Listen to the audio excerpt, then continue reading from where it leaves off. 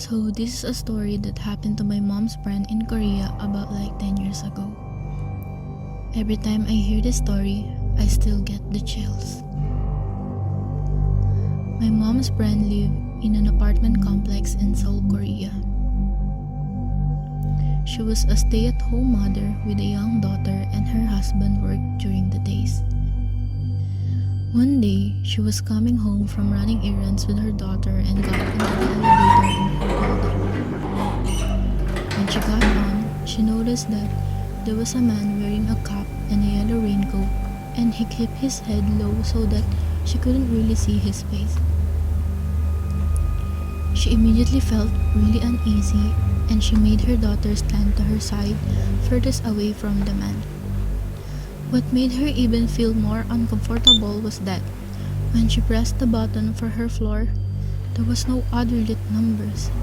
And on top of that, she noticed that he was carrying something wrapped inside the newspaper close to his side.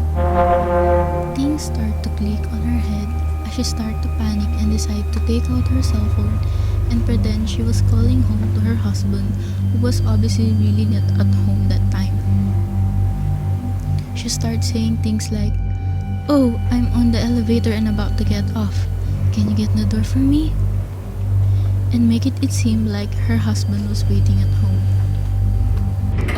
When the elevator did reach her floor, she quickly got off and grabbed her daughter and started to walk as fast as she could to her apartment. She noticed that the man also got off on her floor and was slowly following her down the hallway.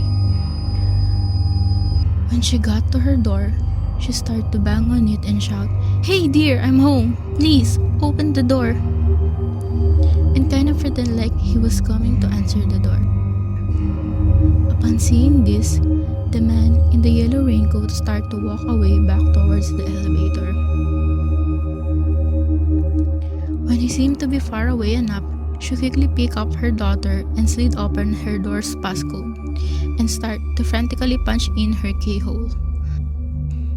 But the problem was, the button would make sound, so the man knew that no one was going to answer the door for her. And he turned around and started to run back towards her. My mom's friend at this point was practically screaming, and when he finally got her door to open, the first thing she did was to throw her daughter through the door.